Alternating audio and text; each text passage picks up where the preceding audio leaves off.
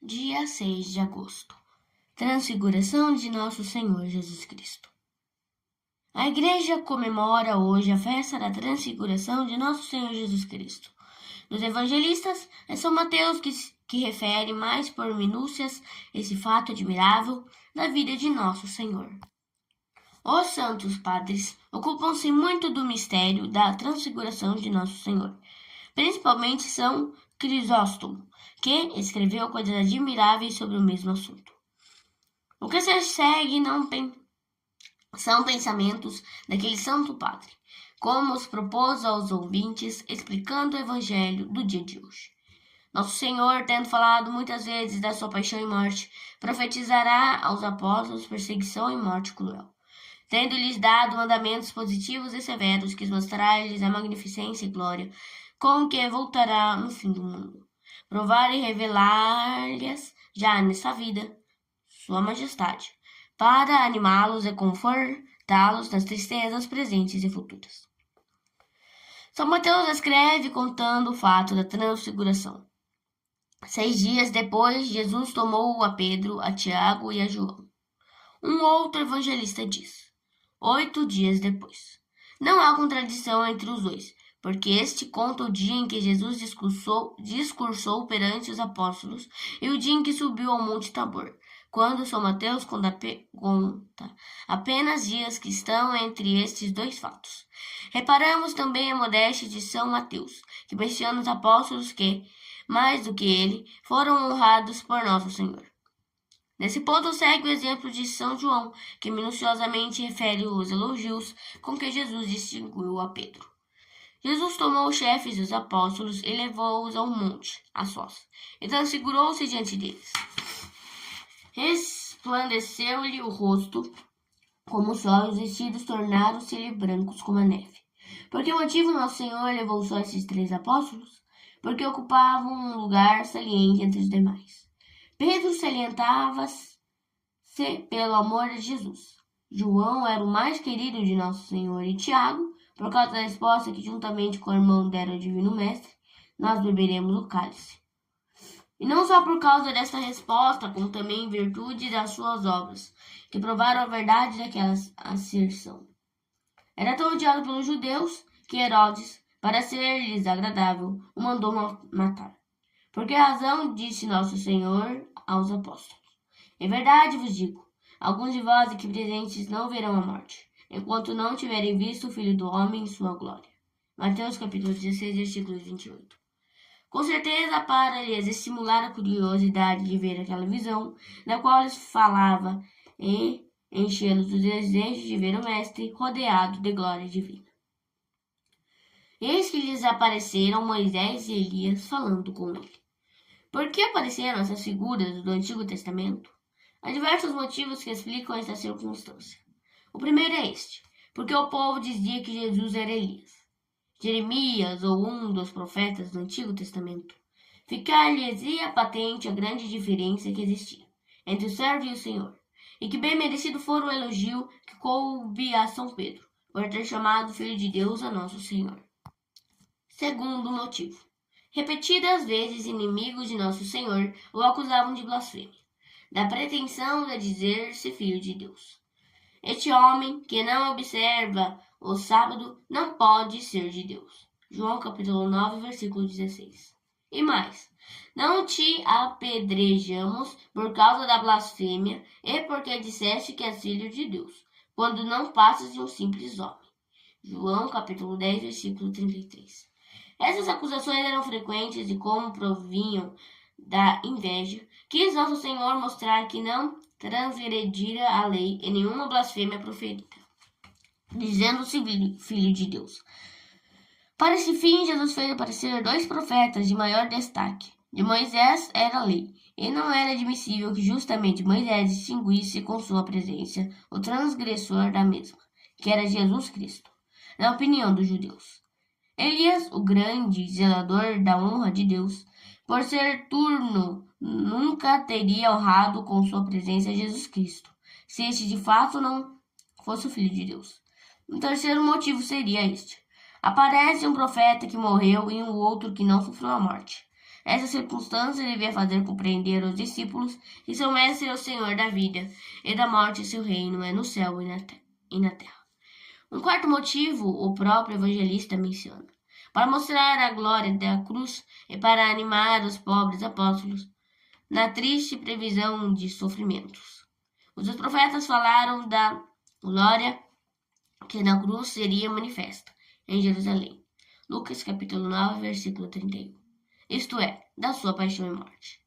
Se nosso Senhor levou consigo esses 3 apóstolos, foi também porque deles havia de exigir uma virtude mais apurada que dos outros. Quem quer seguir-me, tome sua cruz e siga-me. Os seus profetas do Antigo Testamento eram homens que, pela lei de Deus e pelo bem do povo, estavam sempre prontos a deixar a vida. Ambos, Elias e Moisés, usaram da máxima franqueza na presença de tiranos. Este, diante de Faraó, aquele diante de Acabe. Ambos se empenharam em favor de homens rudes e ingratos. Ambos foram quase vítimas da malícia daqueles a que mais benefícios dispensaram. Ambos trabalharam para exterminar a idolatria entre o povo. Tanto um como o outro eram defeituosos. Moisés era gago e Elias ignorante. Ambos desprezavam a riqueza. Moisés e Elias eram pobres e viviam num tempo em que os grandes servidores de Deus não possuíam o dom de fazer milagres. É verdade que Moisés dividiu as águas do mar. Pedro, porém, andou sobre as ondas, expulsou maus espíritos, curou muitos doentes e transformou a face da terra. É verdade que Elias ressuscitou um morto. Os apóstolos, porém, chamaram muitos mortos à vida, no tempo em que não tinham ainda recebido o Espírito Santo. Jesus Cristo faz aparecer esses 2 profetas, para apresentá-los aos discípulos, como modelos de firmeza e constância. Como Moisés, devem ser mansos e humildes. Iguais a Elias, deviam ser zelosos e incansáveis. Como ambos, prudentes e circunspectos. Elias passou fome durante 3 anos, por amor ao povo. Moisés disse a Deus: perdoar-lhes os pecados e exonerai-me, ou se assim não quiserdes, extingui meu nome do vosso livro. Moisés, capítulo 32, versículo 33. Tudo isso Jesus faz lembrar aos apóstolos, mostrando-lhes em misteriosa visão a glória de Elias e Moisés. Propondo-lhes Elias e Moisés como modelos, a imitação dos mesmos ainda não é o ideal que Jesus Cristo quer ver nos apóstolos. Quando estes disseram: Senhor, se assim quiseres, chamaremos fogo do céu, que destrua esta cidade. Sem dúvida, assim falaram, lembrando-se de Elias, que de tal forma procedeu. Jesus, porém, respondeu-lhes: não sabeis de que espírito sois. Lucas capítulo 9, versículo 55. Queria se ensinar-lhes que é melhor sofrer uma injustiça quando se perceberam graças maiores. Não quer isso dizer que Elias não fosse santo e perfeito. Elias vivera num outro tempo, em que a humanidade, atrasada ainda na cultura, carecia de meios educativos mais fortes. Moisés era santo e perfeito.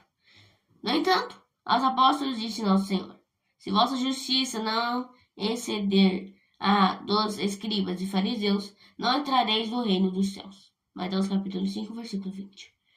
O campo de ação dos apóstolos não devia ser o Egito, a terra de Moisés, mas o mundo inteiro.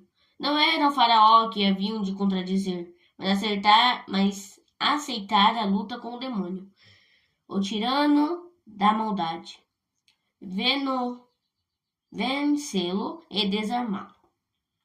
E não conseguiram, dividindo as águas do mar. A tarefa era armando-se do ramo de Jessé, dividir as águas furiosas do oceano da impiedade. Reparemos bem quantas coisas não amedrontaram os apóstolos. A morte, privações e 1000 martírios não menos os intimidaram que aos judeus o mar vermelho e as hostes de Faraó. Mas Jesus, seu mestre, levou-os a tal grau de perfeição que não hesitaram em aceitar tudo, para tornar luz capazes de uma missão tão difícil, apresentou-lhes os dois grandes heróis do Antigo Testamento. Senhor, bom é estarmos aqui, disse São Pedro a Jesus, ouvindo as referências à paixão e morte do querido mestre. O coração encheu-se-lhe de temor, mas desta vez faltando-lhe a coragem de dizer: longe de ti sejam estas coisas. Formulou os receios das palavras já mencionadas. O monte onde se achavam, bem longe de Jerusalém, era ainda, a seu ver, uma garantia, fazendo ainda 3 tendas para lá morar. Dispensava perfeitamente a viagem a Jerusalém e removia o perigo do mestre cair nas mãos dos inimigos. Bem é estarmos aqui, com Elias que chamou fogo sobre a montanha, com Moisés que falou com Deus no cimo do monte. Ninguém sabe que aqui estamos. Quem não descobre nessas palavras a profunda e sincera amizade de São Pedro ao Mestre? Os evangelistas, referindo-se às palavras de São Pedro, dizem: não sabia o que falava, pois tão assustado se achava. Marcos capítulo 9, versículo 5 e Lucas capítulo 9, versículo 33. Falando ainda, eis que uma nuvem os envolveu. Não era noite, era dia claro. A luz, o esplendor assombrava-os e atônitos caíram de rosto por terra. Qual foi a atitude de Cristo? Nem ele, nem Elias, nem Moisés disseram coisa alguma. Mas da nuvem saiu a voz daquele que é eterno, daquele que é a verdade. Por que da nuvem? Porque Deus sempre fala da nuvem. Rodeado está de nuvens e trevas. O Filho do Homem vem entre as nuvens. Saindo a voz da nuvem, não lhes restava dúvida que era a voz de Deus. E eis que uma voz do meio da nuvem disse: este é o meu filho muito amado, em que eu me agradei. Ouviu. No monte Sinai era uma nuvem negra e escura que cobria o monte. No Sinai, Deus publicou ameaças contra o povo. Aqui se via uma nuvem branca e lúcida. Pedro tinha falado em 3 tendas. Deus, porém, mostrou uma única tenda, não feita por mão de homem. Daí a circunstância da aparição de uma luz claríssima e a audição de uma voz. Para não deixar dúvidas sobre a pessoa em questão, Elias e Moisés desapareceram e a voz disse: este é meu filho muito amado. Se é ele o amado, o medo de Pedro é infundado. Embora já devesse estar convencido da divindade do mestre, embora não tivesse dúvidas da sua futura ressurreição, a fé de Pedro ainda é vacilante. Ouvindo agora a voz confirmante do Eterno Pai, devia desaparecer-lhe os temores, todas as dúvidas. Se ele é filho muito amado, o Pai não o abandonará. É seu amado, não só por ser seu filho, mas também por lhe ser igual. Nele enchei meu agrado. Quer dizer, pois, ele é meu agrado, minha alegria, porque, como filho, é igual ao Pai. É regido pela mesma vontade. É um com ele eternamente. Ouviu. Reflexões. Felizes os apóstolos que foram achados dignos de ver o Divino Mestre com tanta glória e magnificência. Se quisermos, poderemos também ver o mesmo Jesus, não como os apóstolos no Monte Tabor, mas numa glória incomparavelmente maior. Naquele dia em que virá com toda a glória e majestade, rodeado dos anjos e santos do céu. Todos os homens hão de ver como ele virá sobre as nuvens. Julgando a todos, dirá aos que se acharem à direita: vinde benditos de meu Pai, pois eu estava faminto e vós me destes de comer. Mateus capítulo 25, versículo 34. E a outros dirá: muito bem, servo fiel e bom, pois que foste fiel em pouco, confiar-te-ei maiores bens. Entra no gozo do contentamento do teu Senhor. Mateus capítulo 25, versículo 23. A outros, porém, dirá: afastai-vos de mim, malditos, e ide para o fogo eterno. Foi preparado para o demônio e seus anjos. E ainda, servo mau e preguiçoso. Mateus capítulo 25. E serão entregues aos algozes, e atados às mãos e aos pés, atirados às trevas exteriores. Os justos, porém, fulgirão como o sol, ou mais do que ele. Aquele dia será o horror para os maus. Não carece de documentos, de provas, de testemunhas. O eterno e justo juiz supre tudo isso. Ele é acusador, testemunha e lançador da sentença. Tudo sabe, nada lhe é incógnito. Naquele dia não haverá ricos e pobres, fracos e poderosos, protegidos e protetores. Persistirão somente os fatos em toda a nudez, em toda a realidade. Todas as máscaras hão de cair, e a verdade aparecerá em toda a clareza. Afastemos de nós as vestes imundas do pecado. Armemo-nos com as armas da luz. Pratiquemos o bem e a glória de Deus nos revestirá.